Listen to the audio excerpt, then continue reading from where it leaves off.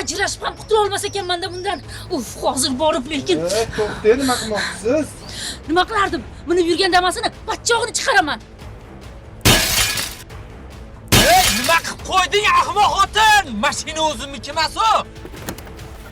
Xuddi shunga o'xshash holat Farg'onada yuz berdi. Gap shundaki, ayol eri bilan birga yashab yurgan davrida davlat tomonidan bu oilaga 15 sotixli yer maydoni, ya'ni tomorqa ajratiladi va bu ayolning nomiga rasmiylashtiriladi.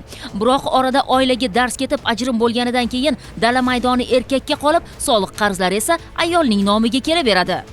Bundan jahli chiqqan ayol turmush o'rtog'iga tegishli deb o'ylagan Damas'ni ketmon bilan pachoqlaydi. Turmush o'rtog'ini ukasiga tegishli bo'lgan Damas rusumli avtomashinasini old oynalar bo'yi qismlarini o'sha xo'jalik ketmoni bilan urib sindirib, ularga moddiy zarar yetkazilgan. Ichki ishlar xodimlari huquqbuzarga ma'muriy bayonnomalar rasmiylashtirib, jinoyat ishlari bo'yicha Furqat tuman sudiga taqdim qilgan. Sud qaroriga ko'ra keltirilgan zararni qoplashdan bosh tortgan ayolga bir qancha cheklovlar o'rnatilib, oqibatda u qarzlarni to'lashga majbur bo'ldi. Qarzdor O'zbekiston Respublikasidan chetga chiqish maqsadida Majburiy ijro byurosi tomonidan qo'yilgan taqiq borligi natijasida baribir kelib shu qarzdorlikni to'liq qoplab berishga majbur bo'ldi.